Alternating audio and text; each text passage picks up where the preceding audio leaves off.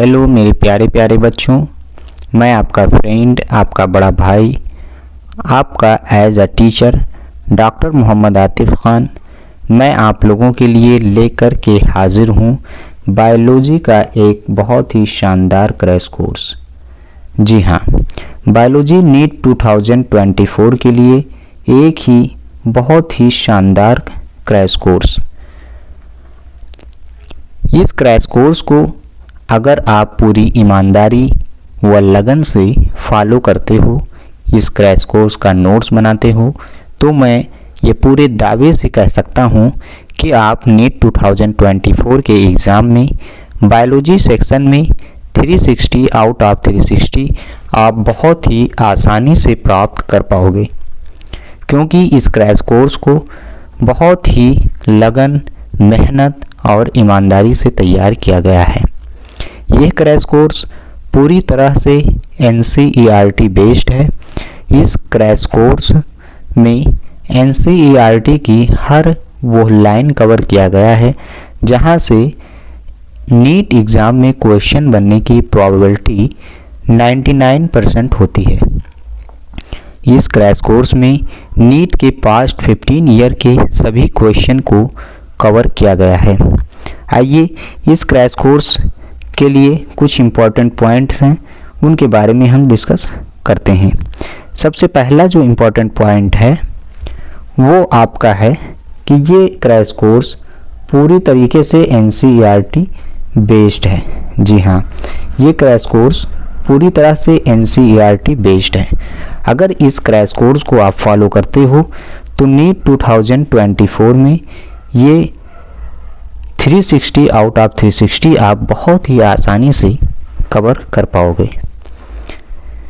दूसरा पॉइंट ये है कि ये ऑल इम्पॉर्टेंट पॉइंट्स को इस क्रैश कोर्स में मेंशन किया गया है, यानी इम्पॉर्टेंट पॉइंट जहाँ से क्वेश्चन बनते हैं उन सब को जो है उन सभी का जिक्र इस क्रैश कोर्स में आपको मिलेगा। तीसरी बात ये है और सबसे महत्वपूर्ण बात ये है कि यूज़ वेरी इजी लैंग्वेज। जी हाँ, बहुत ही आसान भाषा में इस क्रैश कोर्स को तैयार किया गया है ताकि हर वो बच्चे जो हिंदी मीडियम के हों, इंग्लिश मीडियम के हों, सभी इस क्रैश कोर्स का पूरी तरीके से लाभ उठा सकें। इस क्रैश कोर्स के ज़रिए आप एक बहुत ही शार्ट नोट्स तैयार कर सकते हैं, जिसको आप विद इन 15 to 30 मिनट्स हर एक चैप्टर को कवर कर पाओगे। और पांचवा पॉइंट ये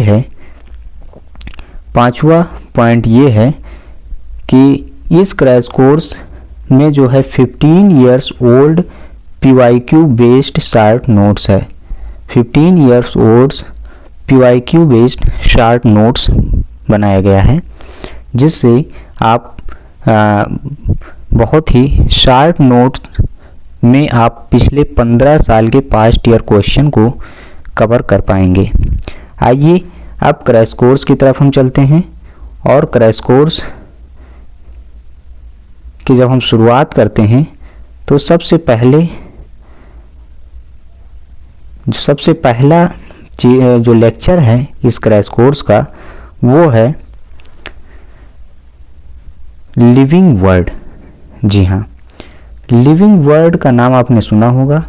लिविंग वर्ड मीन्स जीव जगत, यानी जब हम जीव जगत की बात करते हैं, ये NCERT 11th का पहला चैप्टर है। जब जीव जगत के बारे में हम बात करते हैं तो इस दुनिया में जितने भी लिविंग ऑर्गेनिज्म हैं उन सभी हमारे दिमाग में आते हैं। और अब बात आती है कि किस बेसिस पे हम चीज़ों को या किसी ऑर्गेनिज्म को हम लिविंग कहें और किस बेसिस पे हम नॉन लिविंग कहें। तो आइए सबसे पहले हम इसी बारे में बात करते हैं, यानी defining and non defining feature, यानी कौन कौन से डिफाइनिंग फीचर हैं और कौन कौन से नॉन डिफाइनिंग फीचर हैं। तो सबसे पहले हम बात करते हैं डिफाइनिंग फीचर के बारे में। डिफाइनिंग फीचर के बारे में सबसे पहले हम बात करते हैं। देखिए, जब हम डिफाइनिंग फीचर के बारे में बात करते हैं तो ये वे फीचर हैं जो केवल और केवल लिविंग ऑर्गेनिज्म में पाए जाते हैं, यानी only present in living organism, यानी ये केवल और केवल लिविंग ऑर्गेनिज्म में ये फीचर पाए जाते हैं। उसके बाद में जो नॉन डिफाइनिंग फीचर की अगर हम बात करें तो नॉन डिफाइनिंग फीचर ये लिविंग और नॉन लिविंग दोनों में पाया जा सकता है, can be present in both living और non living and can be absent in living, यानी लिविंग और नॉन लिविंग दोनों में पाया जाता है, लेकिन ये लिविंग में एब्सेंट भी हो सकते हैं। हमारे पास कुछ जो है फीचर हैं जिनके बेसिस पे हम लिविंग और नॉन लिविंग हम पहचानते हैं, जैसे कि सबसे पहला फीचर है ग्रोथ। ग्रोथ के बाद में रिप्रोडक्शन, यानी अपनी संतनत को बढ़ाना, ये भी सभी लिविंग ऑर्गेनिज्म में होता है। फिर सेलुलर ऑर्गेनाइजेशन और मेटाबॉलिज्म, उसके बाद में कॉन्शियसनेस। नॉन डिफाइनिंग फीचर को याद करने के लिए हमारे पास ट्रिक है नज़र, यानी NGR, N for non defining feature, non defining feature, G for growth और R फॉर रिप्रोडक्शन। ग्रोथ का मतलब अपना साइज बढ़ाना और रिप्रोडक्शन मतलब अपना संतनत बढ़ाना। तो इसको हम जो है इन पांचों फीचर को हम इकट्ठा लिख दिए हैं। देखो, जो आपका ग्रोथ है ये नॉन डिफाइनिंग फीचर है, क्योंकि नज़र यानी NGR, N for non defining feature, G for growth और R फॉर रिप्रोडक्शन। और रिप्रोडक्शन जो है ये भी आपका नॉन डिफाइनिंग फीचर है। फिर सेलुलर ऑर्गेनाइजेशन की हम बात करें, सेलुलर ऑर्गेनाइजेशन का मतलब यानी जो बॉडी होता है वो सेलों से बना होता है, कोशिकाओं से बनी होती हैं, तो उनको हम डिफाइनिंग फीचर बोलेंगे। तीसरा आपका मेटाबॉलिज्म यानी उपापचय। उपापचय क्या होता है? हमारी बॉडी में बहुत सारे केमिकल रिएक्शन होते रहते हैं, ठीक, उन्हीं को उपापचय के नाम से हम जानते हैं। तो जो मेटाबॉलिज्म है ये भी आपका डिफाइनिंग फीचर है। इसके अलावा कॉन्शियसनेस यानी चेतना की हम बात करें तो ये भी आपका डिफाइनिंग फीचर है। आइए इन सभी को, जो ये 5 फीचर हमारे पास हैं, इन सभी फीचर को हम वन बाय वन करके डिस्कस करते हैं। सबसे पहले हम बात करते हैं ग्रोथ के बारे में। ग्रोथ क्या होता है? देखिए, ग्रोथ मीन्स वृद्धि, ये तो आप सभी को पता होगा। ग्रोथ का मतलब क्या होता है? देखिए, इंक्रीज इन मास, अगर किसी चीज़ की वज़न बढ़ रही है, और इंक्रीज इन नंबर, किसी भी चीज़ का नंबर बढ़ रहा है, उन दोनों को हम ग्रोथ कंसीडर करते हैं। यानी जो growth, increase in mass and increase in number are twin characteristic of growth, ये ग्रोथ के 2 कैरेक्टरिस्टिक होते हैं। यानी किसी भी कोई भी ऑर्गेनिज्म है तो उसका वेट बढ़ रहा है, मास बढ़ रही है, दूसरी चीज़ उसका नंबर बढ़ रहा है, तो उन दोनों को हम जो है ट्विन कैरेक्टरिस्टिक, यानी इन दोनों को हम ग्रोथ मानते हैं। यानी हम कहते हैं ग्रोथ के 2 कैरेक्टरिस्टिक होते हैं, इसीलिए इन दोनों को, यानी increase in mass and increase in number, इन दोनों को मिलाकर हम कहते हैं ट्विन कैरेक्टरिस्टिक ऑफ ग्रोथ। दूसरा पॉइंट यूनिसेलुलर, यानी एक कोशिकीय, एंड मल्टीसेलुलर यानी बहुकोशिकीय जो ऑर्गेनिज्म होते हैं ये ग्रो बाय सेल डिवीजन। जो एक कोशिकीय जीव की हम बात करें या फिर बहुकोशिकीय जीव की हम बात करें, ये दोनों सेल डिवीजन के द्वारा ग्रो करते हैं। सबसे इम्पॉर्टेंट पॉइंट बार बार क्वेश्चन में पूछा जाता है कि ग्रोथ इन प्लांट, प्लांट में जो ग्रोथ होता है भाई साहब, ये थ्रू आउट लाइफ यानी पूरी ज़िंदगी होता रहता है। जैसे मान लीजिए ये कोई प्लांट है, इसमें ये तने, पत्तियाँ और ये सब जो है पूरी ज़िंदगी में निकलते रहते हैं, ठीक। यानी जो ग्रोथ प्लांट के अंदर होता है ये पूरी ज़िंदगी होता रहता है। लेकिन उसी जगह पे हम एनिमल की बात करें तो एनिमल में जो ग्रोथ होता है ये अप टू सर्टेन स्टेज यानी एक सर्टेन स्टेज तक या सर्टेन एज तक होता रहता है। जैसे हम अपनी ही बात करें तो हम लोगों में जो ग्रोथ होती है वो जो है 21-22 साल तक होती है, फिर उसके बाद में लंबाई बढ़ना रुक जाता है, लंबाई हमारी नहीं बढ़ती है। लेकिन ग्रोथ हम में जो है ये हमेशा होता रहता है, क्योंकि अगर जो हमारा बॉडी मास बढ़ रहा है यानी इंक्रीज इन बॉडी मास, और ये सबका बढ़ता है भाई, हर इंसान जो है मोटा होता जाता है, पतला होता जाता है, यानी इंक्रीज इन बॉडी मास, अगर बॉडी मास बढ़ रहा है तो उसको भी हम उनको भी हम ग्रोथ कंसीडर करते हैं, उसको भी कंसीडर्ड एज अ ग्रोथ, उसको भी हम ग्रोथ कंसीडर करते हैं। ठीक, देखिए लेकिन जो है कुछ चीज़ें ऐसी हैं जैसे कि नॉन लिविंग की अगर हम बात करें तो नॉन लिविंग ऑब्जेक्ट माउंटेन हो गया, सॉइल हो गया और बिल्डर्स हो गया, सॉइल है, माउंटेन है, ये सब क्या है, नॉन लिविंग है। लेकिन इन सभी में अगर हम ग्रोथ की बात करें तो इन सब में ग्रोथ होता रहता है। क्यों? क्योंकि can also grow by accumulation of material, ये मटेरियल के एक्यूमुलेशन से इनमें ग्रोथ होता रहता है। इसलिए हम जो है जो ग्रोथ है ये growth is a non defining feature, growth जो होता है ये नॉन डिफाइनिंग फीचर होता है, यानी ग्रोथ को हम नॉन डिफाइनिंग नहीं कहते हैं। क्यों? क्योंकि ग्रोथ तो लिविंग में होता है, लेकिन कुछ नॉन लिविंग हैं उनमें भी ग्रोथ होता रहता है। जैसे कि अगर हम मान लीजिए ये आपके पास एक ये रेत का एक टीला है आपके पास, इस पे जब हवाएं चली और जो है मटेरियल बाहर से आते गए और कुछ समय के बाद में इसका जो टीले का आकार है ये काफ़ी बढ़ गया, इस पे सैंड पार्टिकल्स आकर के और डिपॉजिट हो गए और इकट्ठा हो गए, तो हम क्या कहेंगे कि जो है इसमें ग्रोथ हो गया। ठीक, तो इसलिए जो है ग्रोथ जो है ये लिविंग और नॉन लिविंग दोनों में होता रहता है, इसलिए हम ग्रोथ को जो है नॉन डिफाइनिंग फीचर मानते हैं। ठीक है भाई, लेकिन अगर ग्रोथ जो है ये ग्रोथ फ्रॉम इनसाइड, अगर ग्रोथ अंदर से हो रहा है तो उसे हम defining feature of living organism बोलेंगे। क्योंकि जो नॉन लिविंग में ग्रोथ तो होता है लेकिन बाहर से होता है, बाहर में मटेरियल के एक्यूमुलेशन से, मटेरियल के इकट्ठा होने से ग्रोथ होता है। लेकिन लिविंग की हम बात करें तो लिविंग के अंदर जो ग्रोथ होता है वो इंटरनली होता है, यानी अंदर से ग्रोथ होता है।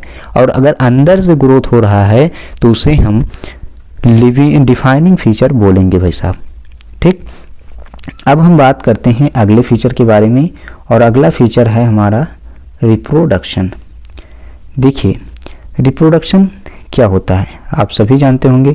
रिप्रोडक्शन का मतलब होता है वृद्धि। किसमें वृद्धि? संतनत में वृद्धि। ठीक, अपने जैसे संतान को उत्पन्न करना, उसी को तो रिप्रोडक्शन कहते हैं या प्रजनन कहते हैं। तो इसके लिए सबसे पहले हमने कुछ इम्पॉर्टेंट पॉइंट हम निकाल रखे हैं जो कि बार बार क्वेश्चन पूछे जाते हैं। जैसे फंगी, आपका फंगी जो है इसमें जो है एसेक्सुअल स्पोर के द्वारा रिप्रोडक्शन होता है। ये याद रखिएगा, बहुत महत्वपूर्ण ये चीज़ें हैं कि फंगी में एसेक्सुअल स्पोर के द्वारा रिप्रोडक्शन होता है। ईस्ट एंड हाइड्रा की बात करें तो इसमें बडिंग के द्वारा, यानी इसमें बड निकलते हैं और फिर प्रत्येक बड जो है वो बड़ा होता जाता है, ग्रो करता है और फिर जो है वो अल्टीमेटली एक नया ईस्ट या नया हाइड्रा में बदल जाता है। तो हम कहते हैं कि ईस्ट एंड हाइड्रा में बडिंग के द्वारा रिप्रोडक्शन होता है। उसी तरीके से अगर हम प्लेनेरिया की बात करें तो ये शो रीजनरेशन, प्लेनेरिया में रीजनरेशन शो करता है, रीजनरेशन के द्वारा रिप्रोडक्शन होता है। अगर हम fungi filamentous algae and protonema of mosses की बात करें तो इनमें फ्रेगमेंटेशन के द्वारा रिप्रोडक्शन होता है। फ्रेगमेंटेशन क्या कि जैसे मान लीजिए कहीं फंगी या फिलामेंटस। देखिए फंगी में एसेक्सुअल स्पोर के द्वारा भी रिप्रोडक्शन होता है और फ्रेगमेंटेशन के द्वारा भी रिप्रोडक्शन होता है फंगी के अंदर। फ्रेगमेंटेशन क्या होता है? देखिए मान लीजिए कहीं कोई फंगी है या फिलामेंटस एल्गी है या प्रोटोनिमा मासेस रास्ते में पड़ा हुआ है, हम जा रहे हैं और क्या हुआ कि हमारा पैर पड़ गया इनके ऊपर और इनकी बॉडी जो है छोटे छोटे पीसेस में टूट गई। और जब ये टूट गई तो ये ख़त्म नहीं हुई, बल्कि एक फंगी या एक फिलामेंटस एल्गी या एक प्रोटोनिमा मासेस था और जो जितने फ्रेगमेंट में वो टूटा वो प्रत्येक फ्रेगमेंट जो है ये ग्रो करके एक नया ऑर्गेनिज्म तैयार कर दिया, यानी वो एक से अनेक हो गए, यानी उनमें क्या हुआ, रिप्रोडक्शन हुआ। ठीक, तो यहाँ पे देखिए कुछ पॉइंट्स हैं। There are many organism.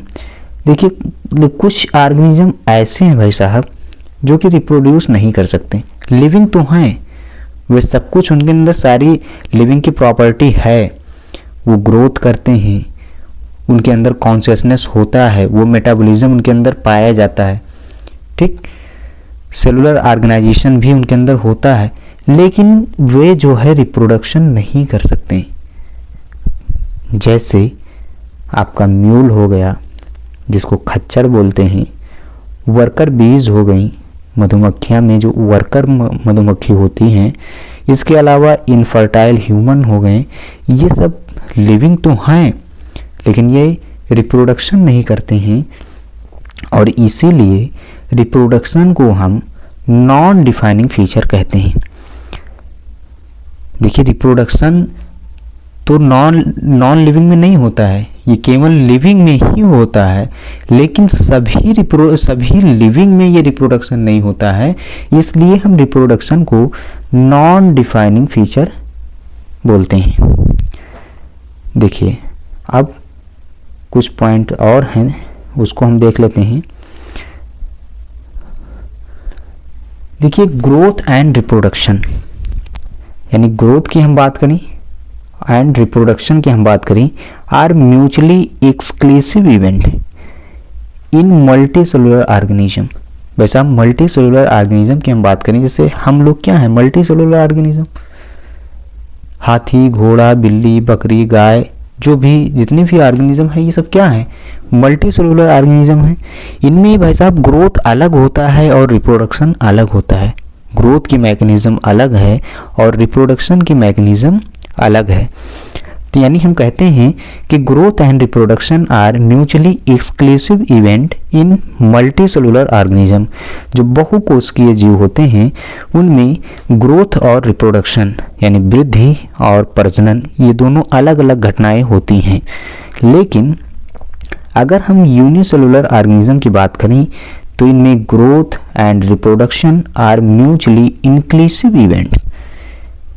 जो यूनिसेलुलर ऑर्गेनिज्म होते हैं इनमें ग्रोथ और रिप्रोडक्शन यानी वृद्धि और प्रजनन ये दोनों एक ही घटनाएं होती हैं, यानी उनमें जब ग्रोथ होता है तभी उसी के साथ में उनमें रिप्रोडक्शन हो जाता है, क्योंकि एक कोश के जीव जो हैं वो एक ही कोशिका के बने हुए हैं।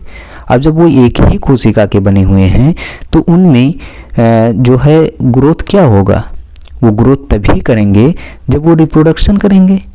यानी जैसे मान लीजिए अमीबा है, अमीबा एक कोशिकीय जीव है, अब वो जो है जब एक ही कोशिका है तो एक कोशिका में वृद्धि क्या होगी, वृद्धि तो तब होती ना जब वो मल्टी सेलुलर ऑर्गेनिज्म होता है, जब बहुत सारी कोशिकाएं होती। जब उसके अंदर एक ही कोशिका है तो उसके अंदर वृद्धि तभी होगी जब वो रिप्रोडक्शन करेगा यानी दूसरा ऑर्गेनिज्म बनाएगा, तभी तो उसके अंदर वृद्धि होगी।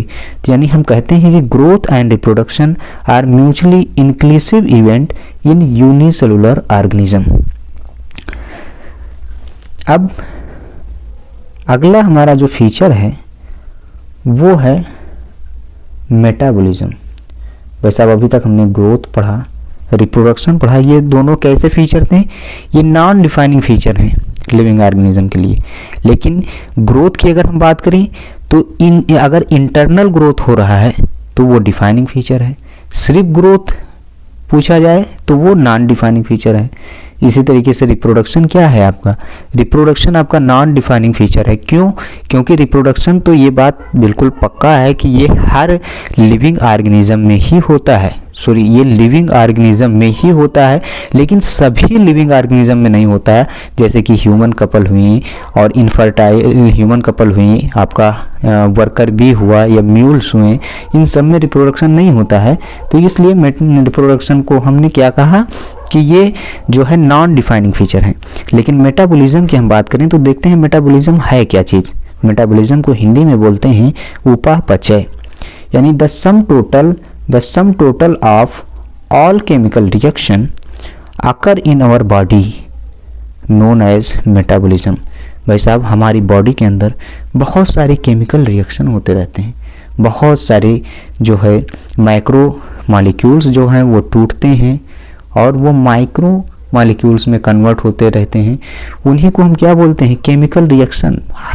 थाउजेंड ऑफ केमिकल रिएक्शन हमारी बॉडी में हर वक्त होते रहते हैं, और उन्हीं सारे केमिकल रिएक्शन को अगर जो एक साथ जोड़ दिया जाए, उनको जो है सम कर दिया जाए, तो उसी को हम बोलते हैं मेटाबॉलिज्म, यानी उपापचय। देखिए, मेटाबॉलिज्म क्या है आपका, ये डिफाइनिंग फीचर है। लेकिन एक बात याद रखिएगा कि मेटाबॉलिक जो रिएक्शन है वो essentially occur in living organism. Metabolic reaction जो है ये सामान्यतः लिविंग ऑर्गेनिज्म में होता है। लेकिन अगर हम बात करें तो मेटाबॉलिक रिएक्शन को हम can be performed in outside of living organism. देखिए, ये थोड़ा सा इधर जो है जूम है, इसको हम सही करते हैं। ये metabolic reaction can perform outside of living organism, यानी लिविंग ऑर्गेनिज्म के बाहर भी मेटाबॉलिक रिएक्शन को हम परफॉर्म करा सकते हैं। कहाँ पे? लेबोरेटरी में। मेटाबॉलिक रिएक्शन तो जो है लिविंग ऑर्गेनिज्म में होता है, लेकिन मेटाबॉलिक रिएक्शन को हम बाहर भी करा सकते हैं। तो अब जो अंदर हो रहा है उसको हम डिफाइनिंग फीचर कहें या बाहर हो रहा है उसको डिफाइनिंग फीचर कहें?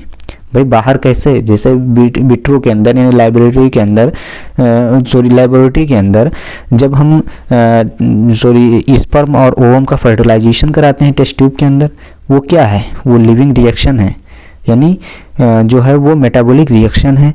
लेकिन जो बाहर हो रहा है उसको हम जो है वो लिविंग रिएक्शन तो है, लेकिन वो डिफाइनिंग फीचर नहीं है। जो मेटाबॉलिक रिएक्शन लिविंग ऑर्गेनिज्म के अंदर हो रहा है उसे हम डिफाइनिंग फीचर बोलेंगे। So metabolic reaction inside the cell, अगर सेल के अंदर जो मेटाबॉलिक रिएक्शन होता है उसको हम डिफाइनिंग फीचर बोलेंगे। सेल के अंदर जो इनसाइड द सेल के अंदर जो मेटाबॉलिक रिएक्शन होता है उसे हम डिफाइनिंग फीचर बोलेंगे, और इसी को भाई साहब हम नाम देते हैं सेलुलर ऑर्गेनाइजेशन का। सेलुलर ऑर्गेनाइजेशन की बात की जाए तो जो metabolic reaction inside the cell, यानी हमारे सेल के अंदर जो मेटाबॉलिक रिएक्शन होती हैं उसी को हम नाम देते हैं सेलुलर ऑर्गेनाइजेशन का। अब हम आगे बढ़ते हैं और अगले फीचर की तरफ आते हैं जिसका नाम है कॉन्शियसनेस। कॉन्शियसनेस क्या होता है? देखिए, कॉन्शियसनेस का मतलब हुआ चेतना। कॉन्शियसनेस को हिंदी में हम बोलते हैं भाई साहब चेतना। कॉन्शियसनेस जो है ये most obvious and technically complicated feature होता है। ये most obvious and technically complicated feature होता है। कॉन्शियसनेस है क्या चीज़? देखिए, अगला पॉइंट कर रहा है कि ability to sense their surrounding, यानी हमारे चारों तरफ, हमारे सराउंडिंग में, हमारे इन्वायरमेंट में जो कुछ हो रहा है उसका सेंस होना, उसकी हमें जानकारी होनी, और जानकारी होने के बाद में वो जो बाहर जो हमारे साथ घटनाएं हो रही हैं उस घटनाओं का हमें रिस्पांस देना, response to this environmental stimuli. अब ये इन्वायरमेंटल स्टिमुलाई फिजिकल भी हो सकते हैं। जैसे मान लीजिए फिजिकल, हम आपको जैसे थप्पड़ मारें तो वो क्या है, थप्पड़ हम जैसे मारें आपको तुरंत पता चल गया कि हमको थप्पड़ पड़ने वाली है या हमें थप्पड़ पड़ गया। तो ये जो है एक स्टिमुलाई है, कैसा, फिजिकल। उसी तरीके से केमिकल स्टिमुलाई और फिजियोलॉजिकल, कैसा भी स्टिमुलाई हो, उन सभी के प्रति हमारे अंदर सेंस होना और उसका रिस्पॉन्स करना, इसी को बोलते हैं कॉन्शियसनेस। जैसे मिसाल के तौर पे आप समझिए कि मान लीजिए आप बैठे पढ़ रहे हैं और आपके पैर पे एक मच्छर आए और जो है वो काटने ही वाला हो। आपको पता चल जाएगा कि हमारे पैर में मच्छर काटने वाला है, आप तुरंत क्या करोगे, पैर को झटकोगे। तो ये क्या है, ये आपको स्टिमुलाई एक मिला कि हमारे पैर पे मच्छर बैठा है, अभी काटेगा। अब जो वो स्टिमुलाई मिला आपको, वो उस स्टिमुलाई का आपने तुरंत रिस्पॉन्स किया, आपने पैर को हिलाया या हाथ से मारा, उसी को रिस्पॉन्स बोलते हैं। ठीक, देखिए चाहे वो एनिमल हो या प्लांट हो, ये दोनों एक्सटर्नल फैक्टर यानी plant response to external factor like light, water, temperature, pollutant. जैसे कि आप सभी को पता है कि प्लांट भी जो है ये एक्सटर्नल फैक्टर को रिस्पॉन्स करते हैं। कैसे रिस्पॉन्स करते हैं, आपने देखा होगा कि अगर हम कोई पेड़ लगाते हैं और उसको जिस साइड से हम जो है लाइट देते हैं, पेड़ उसी तरफ मुड़ जाता है। आपने लाइकेन का पेड़ देखा होगा, ये बेस्ट एग्जांपल है पॉल्यूटेंट का। जहाँ पे पॉल्यूटेंट ज़्यादा होगा, प्रदूषण ज़्यादा होगा, वहाँ पे जो है लाइकेन का पेड़ नहीं उगते हैं। तो वो भी क्या है, वो भी एक तरह का रिस्पॉन्स ही तो दिखा रहा है कि जो है यहाँ पे पॉल्यूटेंट ज़्यादा है। फोटो पीरियड की अगर हम बात करें तो affects reproduction in seasonal breeder both plant and animals. Photo period की हम बात करें तो फोटो पीरियड भी जो है रिप्रोडक्शन पर इफेक्ट करता है, चाहे वो प्लांट हो या फिर एनिमल्स हो।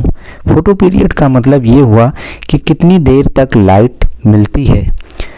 लाइट का कम ज़्यादा मतलब ज़्यादा देर तक मिलना या कम देर तक मिलना, ये जो सीजनल ब्रीडर होते हैं, जो सीजनली जो है रिप्रोडक्शन करते हैं, जैसे कि डॉग, क्या है डॉग, आपने देखा होगा कि वो ठंडियों के टाइम पे ज़्यादा जो है रिप्रोडक्शन, ठंडी में ही वो रिप्रोडक्शन करते हैं। छोटे छोटे जो बच्चे देते हैं वो जो है ठंडियों में ज़्यादा होते हैं, गर्मी में नहीं होते। तो वो क्या है, जो फोटो पीरियड होता है यानी कितनी देर तक लाइट मिलती है, ये भी इफ़ेक्ट करता है सीजनल ब्रीडर, चाहे वो प्लांट हो या फिर एनिमल हो।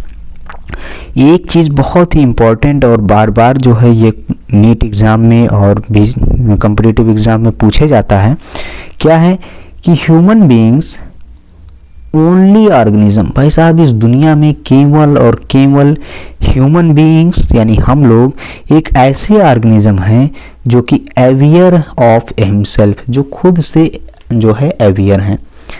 यानी हमारे अंदर एक हमारा लक्ष्य है, हमारे अंदर एक कल्पना होती है कि हमको ये बनना है, हमें डॉक्टर बनना है, हमारा एक उद्देश्य होता है। क्या किसी और ऑर्गेनिज्म में ये उद्देश्य होता है? क्या गाय जो है, गाय को नीट का एग्ज़ाम देना है, डॉक्टर बनना है, उसका उद्देश्य होता है? नहीं। केवल और केवल ह्यूमन बीइंग्स एक ऐसा ऑर्गेनिज्म है इस धरती पर जिसके अंदर जो है ये अपने आप से अवेयर होता है, और इसी घटना को हम बोलते हैं सेल्फ कॉन्शियसनेस। यानी हमारे अंदर एक सेल्फ कॉन्शियसनेस होता है जो कि अदर ऑर्गेनिज्म में नहीं होता है। ठीक, तो इस तरीके से हमने वन बाय वन करके हमने पांचों कैरेक्टर के बारे में पढ़ लिया, पांचों फीचर के बारे में पढ़ लिया। पहला क्या था आपका, ग्रोथ। वो क्या है, वो ग्रोथ जो है वो नॉन डिफाइनिंग फीचर है। क्यों? क्योंकि ग्रोथ भाई साहब होती लिविंग में तो होती है, लेकिन नॉन लिविंग में भी होती हैं। लेकिन फ़र्क इतना है कि लिविंग में इंटरनल ग्रोथ होता है और नॉन लिविंग जैसे रेत का टीला उसमें एक्सटर्नल ग्रोथ होता है, यानी बाहर से मटेरियल के एकोमुलेशन से या मटेरियल के इकट्ठा होने से ग्रोथ होता है। इसलिए ग्रोथ को हम जो है नॉन डिफाइनिंग फीचर कहते हैं। लेकिन अगर क्वेश्चन में आ जाए कि इनसाइड यानी ग्रोथ फ्रॉम इनसाइड जो है कैसा फीचर है, तो उसको हम बोलेंगे ये डिफाइनिंग फीचर है। क्योंकि अगर इनसाइड से जो ग्रोथ होता है वो केवल और केवल जो है लिविंग में होता है, नॉन लिविंग में नहीं होता है। दूसरा हमने पढ़ा रिप्रोडक्शन। ये जो है हमें बहुत अच्छे से पता है कि रिप्रोडक्शन केवल और केवल लिविंग में होता है, नॉन लिविंग में नहीं होता है। लेकिन एक यहाँ पे दिक्कत ये है कि रिप्रोडक्शन लिविंग में तो होता है लेकिन सभी लिविंग में नहीं होता। जैसे कि human beings, infertile human couples हो गया, और आपका जो है वर्कर बी, मधुमक्खियाँ में जो वर्कर होती हैं उनमें, और म्यूल्स, ये 3 एग्जाम्पल हैं जिनमें जो है रिप्रोडक्शन नहीं होता है। तो इसलिए हम रिप्रोडक्शन को भी हम नॉन डिफाइनिंग फीचर बोलते हैं। तीसरा हमने पढ़ा मेटाबॉलिज्म, और फिर मेटाबॉलिज्म और कॉन्शियसनेस, और जो है मेटाबॉलिज्म, कॉन्शियसनेस, ये सब क्या हैं? ये डिफाइनिंग फीचर हैं, क्योंकि ये केवल और केवल लिविंग में होता है, नॉन लिविंग में नहीं होता है। हमने 1 बाय 1 करके इन 5 फीचर के बारे में जो है हमने पढ़ लिया। अब हम बात करते हैं बायोडाइवर्सिटी के बारे में। देखिए बहुत ही इम्पॉर्टेंट पॉइंट है यहाँ पे बायोडाइवर्सिटी। बायोडाइवर्सिटी होता क्या है? बायोडाइवर्सिटी क्या है? देखिए बायोडाइवर्सिटी का मतलब होता है कि जो है हमारी अर्थ पर biodiversity means number and type of organism, number and types of organism present on earth. हमारी इस धरती पर कितनी संख्या में और कितनी तरह के ऑर्गेनिज्म पाए जाते हैं, चाहे वो प्लांट हो, एनिमल हो, कीड़े हों, मकोड़े हों, या फिर जो है छोटे छोटे जो है इंसेक्ट हों, बैक्टीरिया हों, कुछ भी हों, लेकिन कितनी तरह की, कितनी वैरायटी में और कितनी संख्या में ऑर्गेनिज्म पाए जा रहे हैं हमारी इस धरती पर, उसी को हम नाम देते हैं बायोडाइवर्सिटी। अगर हम आज की बात करें या एनसीईआरटी के अकॉर्डिंग हम बात करें तो 1.7 to 1.8 million species are known on earth. हमारी धरती पर 1.7 to 1.8 मिलियन स्पीसीज जो है आज तक जानी जा चुकी हैं, उनको पहचाना जा चुका है, उनका जो है नॉमेनक्लेचर, उनका कैरेक्टराइजेशन, आइडेंटिफिकेशन, ये सब कुछ किया जा चुका है, उनका लिस्ट तैयार किया जा चुका है। तो अगर हम पूछा जाए कि कितनी जो है मिलियन स्पीसीज जो है अर्थ पे जो है नोन है, तो हम कहेंगे कि 1.7 to 1.8 million species are known on earth. देखिए बार बार क्वेश्चन में पूछा जाता है ये दो जो है, कभी इसका जो है फुल फॉर्म दे करके पूछता है, कभी जो है फुल फॉर्म लिख करके और जो है साइड में पूछता है। देखिए आईसीबीएन का मतलब होता है international code for botanical nomenclature. Botanical nomenclature, जो बॉटनिकल नॉमेनक्लेचर का मतलब जो पेड़ पौधे हैं, जो बॉटनिकल ऑर्गेनिज्म हैं, उनका नॉमेनक्लेचर आईसीबीएन के द्वारा किया जाता है। ICBN means international code for botanical nomenclature. और आईसीजेडएन क्या होता है? International code of zoological nomenclature. जो जूलॉजिकल ऑर्गेनिज्म होते हैं, जो एनिमल होते हैं, एनिमल किंगडम के जो ऑर्गेनिज्म होते हैं, उनका नॉमेनक्लेचर जो है आईसीजेडएन के आधार पर किया जाता है, यानी international code of zoological nomenclature. अब हम बात करते हैं बायोनॉमियल नॉमेनक्लेचर के बारे में। नोमियल नॉमेनक्लेचर के बारे में हम बात करते हैं।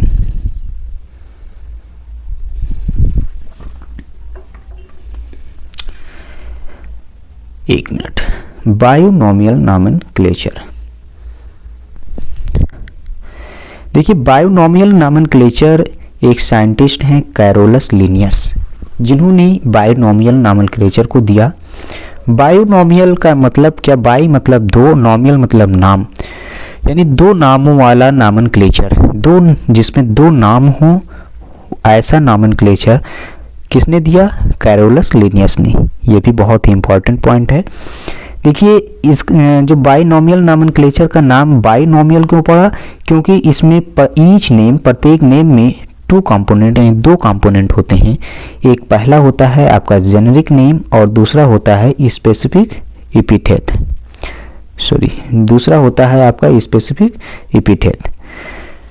जो फर्स्ट वर्ड होता है ये जेनेरिक नेम होता है और दूसरा होता है स्पेसिफिक एपिथेट। एग्जाम्पल में हम बात करें, मैंगो का नाम जो है साइंटिफिक या जो है वो बायोलॉजिकल नेम जो है वो मैंजीफेरा इंडिका है, जिसमें मैंजीफेरा जो है ये क्या है? जेनेरिक नेम है और इंडिका ये आपका स्पेसिफिक एपिथेट है। अब हम बात करते हैं universal rule of nomenclature. Nomenclature के कुछ रूल्स हैं, उनके बारे में हम बात करते हैं। Universal rules of nomenclature. देखिए, हमारे पास कुछ रूल हैं, जैसे biological name are generally in Latin. Biological name जो होते हैं ये जनरली लैटिन में होते हैं। एंड रिटन इन इटैलिक, इनको जब लिखा जाता है तो इटैलिक में लिखा जाता है। They are Latinised of derived from Latin irrespective of their origin. अगर इनकी ओरिजिन किसी और जो है लैंग्वेज से, किसी और जगह से होती है तो उनको जो है लैटिनाइज्ड कर दिया जाता है, लैटिन लैंग्वेज में उन्हें कन्वर्ट कर दिया जाता है। दूसरा रूल क्या है? The first word in biological name. Biological name में जो पहला वर्ड होता है रिप्रेजेंट द जीनस, जैसा कि पहले हमने बताया, रिप्रेजेंट द जीनस। ये जीनस जो पहला वर्ड होता है वो जीनस को बताता है, यानी ये किस जीनस से है। और जो सेकेंड वर्ड होता है ये डिनोट द स्पेसिफिक एपिथेट। जो बायोलॉजिकल नेम में पहला वर्ड होता है वो जो है जीनस को रिप्रेजेंट करता है और जो सेकेंड कंपोनेंट होता है वो स्पेसिफिक एपिथेट को जो है डिनोट करता है। देखिए, both word in biological name, biological name में जो दोनों वर्ड होते हैं व्हेन हैंड रिटन, जब इन्हें हाथ से लिखा जाता है, are separately underline or printed in italic to indicate their Latin origin. भाई साहब, ये दोनों नेम जो होते हैं, जो बायोलॉजिकल नेम जो होता है, इसको जब हाथ से हम लिखते हैं तो सेपरेटली अंडरलाइन करते हैं, यानी जीनस यानी जेनरिक नेम को अलग अंडरलाइन करते हैं और स्पेसिफिक एपिथेट को अलग अंडरलाइन करते हैं। लेकिन अगर इन्हें हम प्रिंट करते हैं तो इटैलिक में प्रिंट करते हैं, और ये इसका इटैलिक में प्रिंट करना या हाथ के द्वारा सेपरेटली अंडरलाइन करना ये इंडिकेट कराता है कि लैटिन ओरिजिन है। ठीक। चौथा पॉइंट है कि द फर्स्ट वर्ड, जो पहला वर्ड होता है डिनोटिंग द जीनस, जीनस को डिनोट करता है विथ आई कैपिटल लेटर। वैसे आप जब पहला वर्ड है उसको जब हम स्टार्ट करते हैं तो पहला वर्ड जो है ये कैपिटल लेटर से हम स्टार्ट करते हैं, लेकिन स्पेसिफिक एपिथेट जो सेकेंड कंपोनेंट है, specific epithet start with a small letter, ये स्मॉल लेटर के द्वारा स्टार्ट किया जाता है। It can be illustrated with example. ये कौन सा एग्जाम्पल? भाई साहब वही आम वाला मैंजीफेरा इंडिका। देखो मैंजीफेरा इंडिका, ये मैंगीफेरा क्या है? जीनस को डिनोट करता है। इंडिका क्या है? ये स्पेसिफिक एपिथेट को डिनोट करता है। एक और इम्पॉर्टेंट पॉइंट कि नेम ऑफ ऑथर, किस ऑथर ने इसे जो है पहली बार इसका बायोलॉजिकल नेम रखा, यानी name of author appear after specific epithet. Specific epithet के बाद में जो है ऑथर का नाम आता है। जैसे जो आम का पूरा नाम क्या होता है? मैंजीफेरा इंडिका लिन, मैंगीफेरा इंडिका लिन। इसमें मैंगीफेरा क्या है, जीनस को इंडिकेट करता है। इंडिका क्या है, ये जो है स्पेसिफिक एपिथेट को इंडिकेट करता है। लेकिन जो लिन लास्ट में लिखा है ये ऑथर यानी लिनियस को बताते हैं कि भाई साहब लिनियस भाई साहब ने या लिनियस चाचा ने जो है मैंगीफेरा इंडिका का नाम रखा। ठीक, अब हम बात करते हैं टैक्सोनॉमी के बारे में। टैक्सोनॉमी क्या होता है? टैक्सोनॉमी मीन्स वर्गीकरण। देखिए टैक्सोनॉमी जो है ये based on characteristic all living organism. Characteristic के आधार पर सभी लिविंग ऑर्गेनिज्म को can be classified into different taxa, अलग अलग टेक्सा में क्लासिफाई किया जाता है। और इसी प्रोसेस को this process is called taxonomy. और वैसा भी इसी प्रोसेस को हम टैक्सोनॉमी के नाम से जानते हैं। इसमें सबसे पहले जो हमें कोई ऑर्गेनिज्म मिलता है तो सबसे पहले उसका हम कैरेक्टराइजेशन करते हैं। कैरेक्टराइजेशन का मतलब उसे हम पहचानते हैं कि इसका कैरेक्टर कैसा है, ये प्लांट की तरह इसका कैरेक्टर है या फिर एनिमल की तरह कैरेक्टर है। एनिमल की तरह कैरेक्टर है तो ये किस एनिमल की तरह कैरेक्टर है, ये मैमल की तरह इसके अंदर कैरेक्टर है या फिर जो है आर्थ्रोपोडा इंसेक्टा इनके तरह का जो है इसके अंदर कैरेक्टर है। प्लांट में किस तरह का, प्लांट में बड़े जो है पौधे भी होते हैं, पेड़ बड़े बड़े विशाल पेड़ होते हैं, एंजियोस्पर्म जिम्नोस्पर्म। तो ये किस तरह का कैरेक्टर है उसको सबसे पहले कैरेक्टराइजेशन किया जाता है, फिर उसका आइडेंटिफिकेशन किया जाता है। आइडेंटिफिकेशन का मतलब पहले कैरेक्टराइजेशन उसका कर लिया गया कि ये प्लांट से मिलता हुआ ऑर्गेनिज्म है या फिर एनिमल से, फिर उसका आइडेंटिफिकेशन किया जाता है कि अगर ये एनिमल से मिलता हुआ ऑर्गेनिज्म है तो ये फिर किस एनिमल से जो है मिलता हुआ है, मैमल से या आर्थ्रोपोडा से।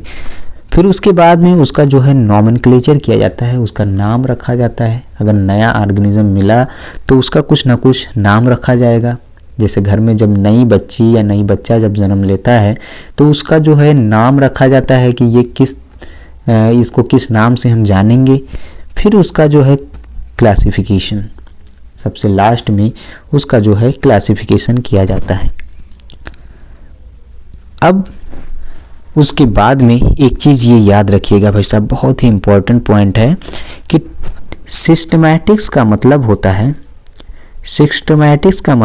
है taxonomy plus evolutionary history. Systematics का मतलब होता है taxonomy plus evolutionary history. Systematic means taxonomy, अगर टैक्सोनॉमी और प्लस इवोल्यूशनरी हिस्ट्री को हम मिलाते हैं तो उसका नाम हम देते हैं सिस्टमैटिक्स। आइए अब टैक्सोनॉमिकल हायरार्की के बारे में बात करते हैं। टैक्सोनॉमिकल हायरार्की के बारे में जब हम बात करते हैं तो सबसे पहले जो हमारे पास जो आता है, जो टैक्सा जो सबसे पहले आता है उसका नाम किंगडम। किंगडम के बाद में फाइलम या डिवीज़न। फाइलम वर्ड हम यूज़ करते हैं एनिमल के लिए और डिवीज़न का यूज़ करते हैं हम प्लांट के लिए। और उसके बाद में आता है हमारे पास क्लास। क्लास के बाद में आता है हमारे पास ऑर्डर, और ऑर्डर के बाद में हमारे पास आता है फैमिली, यानी ये किस फैमिली से है, फिर किस जीनस से है, और लास्ट में आता है स्पीसीज, यानी ये किस स्पीसीज से है। किंगडम के बाद में फाइलम या डिवीज़न, फाइलम डिवीज़न के बाद में क्लास के बाद में ऑर्डर के बाद में फैमिली, और फैमिली के बाद में जीनस, और जीनस के बाद में स्पीसीज। यानी ये जो है एक टैक्सोनॉमिकल हायरार्की है। और इस टैक्सोनॉमिकल हायरार्की में जब हम ऊपर से नीचे की तरफ आते हैं, तो सिमिलरिटी जो है इंक्रीज करती रहती है, यानी सिमिलरिटी इंक्रीजेज इन डाउनवर्ड। जब हम ऊपर से किंगडम टू स्पीसीज की तरफ जब हम जैसे जैसे बढ़ते जाते हैं, सिमिलरिटीज़ इंक्रीज करती जाती हैं। बहुत ध्यान से इस जो है हायरार्की को याद कर लीजिएगा। Kingdom, phylum, class, order, family, genus, species. यानी किंगडम से जब हम स्पीसीज की तरफ आते हैं तो सिमिलरिटी इंक्रीज करती रहती है।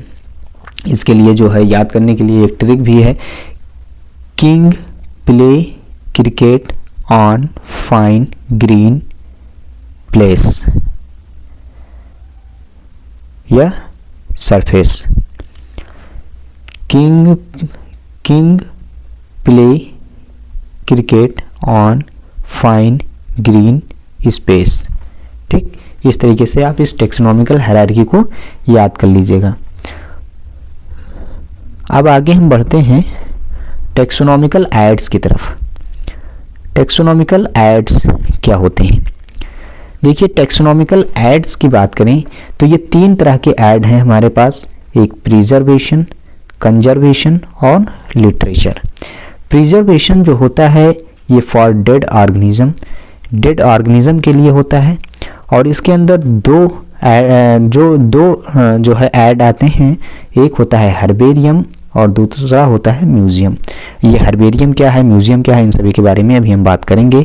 कंजर्वेशन का मतलब कंजर्व करके रखना, यानी लाइव जिंदे ऑर्गेनिज्म को जो है कंजर्व करके रखना, उसे बोलते हैं कंजर्वेशन। इसमें 2 आते हैं, एक आता है आपका जूलॉजिकल पार्क, दूसरा आता है बॉटनिकल गार्डन। जूलॉजिकल पार्क में जो है एनिमल को रखा जाता है और बॉटनिकल गार्डन में जो है आपके प्लांट को रखे जाते हैं। तीसरे नंबर पे आता है आपका लिटरेचर। लिटरेचर का नाम सुनते ही आपको याद आना चाहिए कि ये बुक्स के बारे में बात करी जा रही है। बुक्स में एक फ्लोरा होता है, दूसरा मैनुअल होता है, तीसरा मोनोग्राफ होता है और जो है लास्ट आपका कैटलॉग होता है। ये जो है स्पेलिंग इसमें थोड़ा मिस्टेक हो गया, ठीक। तो ये फ्लोरा, मैनुअल, मोनोग्राफ और कैटलॉग। अब हम एक एक 1 बाय 1 करके हम सबके बारे में डिस्कस करेंगे। सबसे पहले हम बात करते हैं भाई साहब हर्बेरियम के बारे में। हर्बेरियम क्या चीज़ है? हर्बेरियम जो है ये डेड प्लांट को इसके अंदर रखा जाता है। हर्बेरियम के अंदर जो है ये डेड प्लांट्स को जो है रखा जाता है। Dead plants are preserve dry and press. भाई साहब जैसे ये मान लीजिए आपका एक इस तरीके का एक शीट होता है हर्बेरियम का, ठीक। चलिए हम अच्छे से बना के दिखा देते हैं। इस तरीके से एक शीट होता है हर्बेरियम का, जिसके अंदर एक छोटा सा लेबल यहाँ लगा होता है, और इस लेबल के अंदर जो है नेम, कलेक्टर का नाम और ये सब लिखना होता है, डेट, प्लेस, इनका नेम, बायोलॉजिकल नेम, ठीक है। और ये सब देखिए अब अभी हम पॉइंट में दिखाते हैं आपको कि प्लांट स्पेसिमेन, प्लांट के जो स्पेसिमेन होते हैं ये प्लांट स्पेसिमेन आर ड्राइड। पहले इनको ड्राई किया जाता है, फिर प्रेस, इनको दबाया जाता है और फिर ये हर्बेरियम शीट के ऊपर इन्हें रखा जाता है। हर्बेरियम शीट, एक minute, herbarium sheet carry a label providing information. Herbarium sheet के ऊपर एक लेबल होता है जो कि इंफॉर्मेशन को प्रोवाइड कराता है। हर्बेरियम शीट के ऊपर एक जो ये लेबल होता है वैसे अब ये इंफॉर्मेशन प्रोवाइड कराता है। और इंफॉर्मेशन इनमें क्या क्या होते हैं? इंफॉर्मेशन ऑन हर्बेरियम, हर्बेरियम के ऊपर ये इंफॉर्मेशन होता क्या क्या है इसके बारे में देखिए। सबसे पहले इसमें डेट होता है, फिर प्लेस होता है, प्लेस के बाद में कलेक्शन, और फिर English, local and botanical name होता है, फैमिली नेम होता है, कलेक्टर का नेम होता है, ये सब चीज़ें होती हैं, ठीक। यानी इसका किस डेट में ये लिख, इसको जो है इस प्लांट को रखा गया, कहाँ से इसको कलेक्ट किया गया, इसका इंग्लिश नेम क्या है, इसका लोकल नेम क्या है, इसका बॉटनिकल नेम क्या है, किस फैमिली से आता है, ठीक। और इसको किसने जो है कलेक्ट किया, इन सभी का नाम होता है। एक चीज़ ये याद रखिएगा कि हर्बेरियम के अंदर एनिमल को प्रिजर्व नहीं किया जाता है, ये केवल और केवल प्लांट को प्रिजर्व किया जाता है। और herbarium serve as a quick referral system in taxonomical studies. Taxonomical studies के लिए हर्बेरियम एक क्विक रेफरल सिस्टम प्रोवाइड कराता है। आइए अब हम म्यूज़ियम की तरफ चलते हैं। म्यूज़ियम क्या है? देखिए म्यूज़ियम ये both dead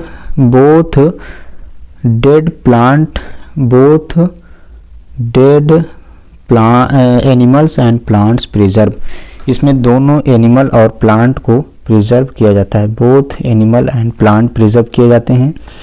generally setup in educational industry, educational institute such as school and colleges. Museum जो है इनका जो है जनरली सेटअप जो है स्कूल और कॉलेज में किया जाता है।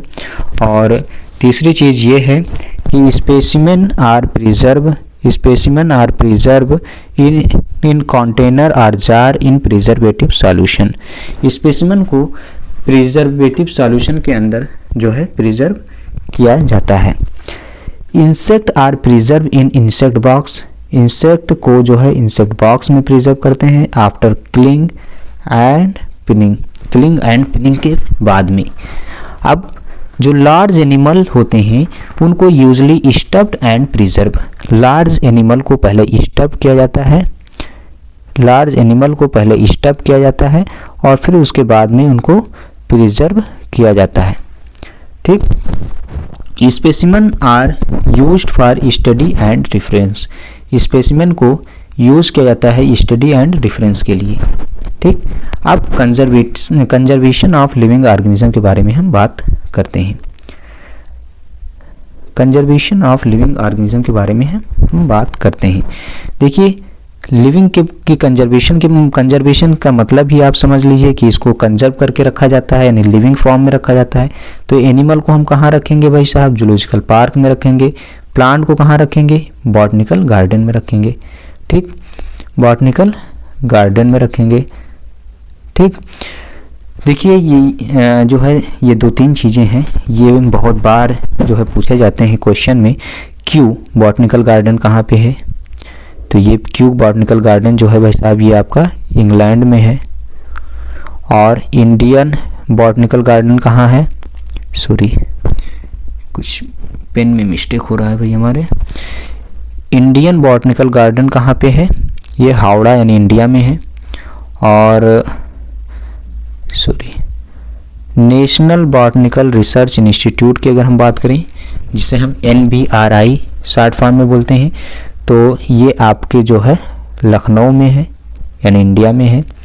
ठीक, NBRI national botanical research institute ये आपके लखनऊ यानी इंडिया में है। उसके बाद में हम बात करते हैं लिटरेचर के बारे में। लिटरेचर के बारे में हम बात करते हैं। लिटरेचर में आपका फ्लोरा आता है, मैनुअल आता है, मोनोग्राफ आता है और कैटलॉग आता है। फ्लोरा क्या है? ये प्लांट, फ्लोरा के अंदर जो है plant species found in that particular area, किसी एक पार्टिकुलर एरिया में जितने प्लांट स्पीसीज पाए जाते हैं उन सब का जिक्र किया जाता है जो है फ्लोरा के अंदर। ठीक, अब मैनुअल क्या है? Tells about name of species, ये स्पीसीज के नाम को बताते हैं। Tell about name of species, ये स्पीसीज के नाम के बारे में जानकारी देते हैं मैनुअल। ठीक, उसके बाद में हम मोनोग्राफ के बारे में बात करें तो मोनोग्राफ जो होता है contain information on any one taxon, ये किसी एक टेक्सान के बारे में जानकारी देता है। कैटलॉग के बारे में बात करें तो list of organism in that area, किसी एक एरिया में जो है कितनी ऑर्गेनिज्म है उनका सभी लिस्ट जो है ये कैटलॉग में प्रोवाइड करते हैं। अब हम बात करते हैं की के बारे में। की क्या होते हैं? देखिए की जो है ये एक जो है अनदर टेक्सोनॉमिकल एड्स होता है used for identification based on similarities and dissimilarities. की जो है ये एक दूसरा टेक्सोनॉमिकल ऐड है जिसको हम सिमिलरिटीज एंड डिससिमिलरिटीज के आइडेंटिफिकेशन के लिए यूज करते हैं। The key are based on contrasting character generally in a pair called couplet, generally एक पेयर में होते हैं जिन्हें हम कपलेट के नाम से जानते हैं। Couplet represent the choice made between two opposite option, दो अपोजिट ऑप्शन के बीच में ये जो कपलेट होते हैं ये एक चॉइस रिप्रेजेंट करते हैं। और की के अंदर जितने भी स्टेटमेंट होते हैं यानी each statement is called a lead, प्रत्येक स्टेटमेंट को लीड के नाम से हम जानते हैं। की जो है ये भाई साहब की जो है ये जनरली एनालिटिकल इन नेचर, ये नेचर में जो है ये एनालिटिकल होते हैं। अब कुछ इम्पोर्टेंट पॉइंट एनसीईआरटी के कुछ लर्निंग पॉइंट हैं उनके बारे में हम बात करते हैं, जहाँ से क्वेश्चन जो है बार बार पूछे जाते हैं। देखिए आपका सोलैनम, सोलैनम क्या है? सोलैनम ये आपका एक जीनस है। सोलैनम आपका एक जीनस है। सोलैनम, सोलैनम आपका एक जीनस है और इस जीनस के अंदर, सोलैनम के अंदर दो चीज़ें आती हैं, एक आपका पोटैटो आता है, दूसरा आपका ब्रिंजल आता है। और पोटैटो और ब्रिंजल जो है दोनों स्पीसीज़ हैं। इसी तरीके से पैंथेरा की बात करें हम तो पैंथेरा आपका क्या है? जीनस है। और पैंथेरा जीनस के अंदर तीन जो है स्पीसीज़ आते हैं। एक आता है आपका लियो, जिसे लायन के नाम से हम जानते हैं। दूसरा आपका पार्डस, जिसे लियोपार्ड यानी तेंदुए के नाम से जानते हैं। और तीसरा आता है पैंथेरा टाइग्रिस, जिसे हम टाइगर के नाम से जानते हैं। ठीक, उसके बाद में फेलिडी। फेलिडी क्या है आपका? फेलिडी एक फैमिली है। ये सब एनसीईआरटी में दिए गए हैं भाई, और ये सब बहुत बार क्वेश्चन में ये घुमा घुमा के पूछे जाते हैं। ठीक, बहुत अच्छे से इसको याद करिएगा। फेलिडी, फेलिडी क्या है? आपका एक फैमिली है। इसके अंदर दो जीनस आते हैं, एक आपका फेलिस, दूसरा पैंथेरा। पैंथेरा जीनस किस में आता है? फेलिडी फैमिली में। ठीक, उसके बाद में जो अगला फैमिली है उसका नाम है सोलोनेसी। सोलोनेसी फैमिली के अंदर तीन जीनस आते हैं, पहला सोलैनम, दूसरा पेटूनिया और तीसरा धतूरा। सोलोनेसी फैमिली के अंदर तीन जीनस आते हैं, पेटूनिया, सोलैनम और धतूरा।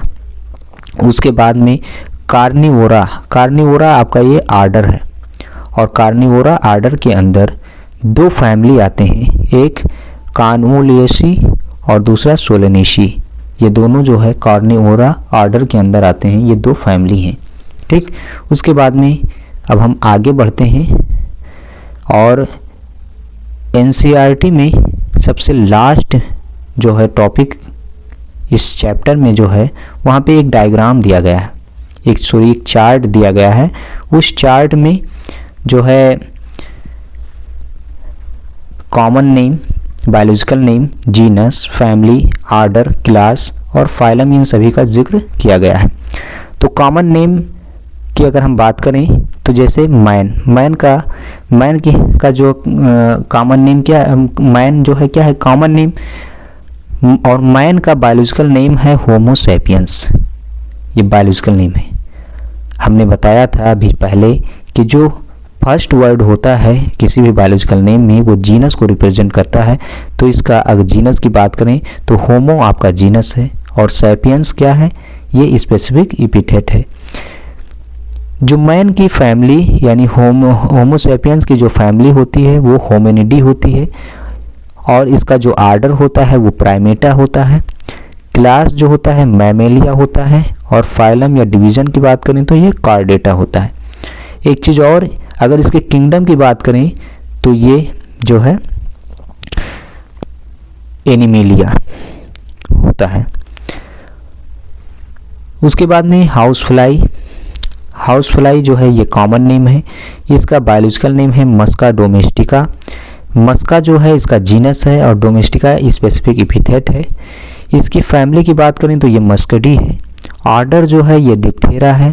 क्लास की बात करें तो ये इंसेक्टा है। फाइलम या डिवीज़न की बात करें तो ये आर्थ्रोपोडा है। और उसके बाद में मैंगो की बात करें या हाउस फ्लाई के अगर जो किंगडम की बात करें तो ये भी आपका एनिमेलिया होगा। मैंगो की बात करें तो मैंगो आपका कॉमन नेम है। मैंगो का बायोलॉजिकल नेम है मैंजीफेरा इंडिका, जिसमें मैंजीफेरा आपका जीनस है और इंडिका आपका स्पेसिफिक एपिथेट है। इसकी फैमिली की बात करें तो इसका फैमिली जो है ये एनाकार्डियेसी है। आर्डर जो है ये सैपियंस है, सैपिंडल्स। और जो मैंगो का क्लास है ये डाइकोटिलेडॉन है। और मैंगो का जो फाइलम या डिवीज़न की बात करें तो ये एंजियोस्पर्मी है। डाइकोटिलेडॉन इसलिए क्योंकि इसके अंदर दो कोटिलेडॉन होते हैं। और फाइलम की बात करें तो ये एंजियोस्पर्मी है। उसके बाद में इसके किंगडम की बात करें तो ये प्लांटी होगा। उसके बाद में व्हीट की बात करें, गेहूं की, ये आपका कॉमन नेम है। इसका बायोलॉजिकल नेम है ट्राइटिकम एस्टिवम। ट्राइटिकम आपका जीनस है और एस्टिवम जो है ये स्पेसिफिक एपिथेट है। फैमिली की बात करें तो ये पोएसी है। आर्डर पोएल्स है।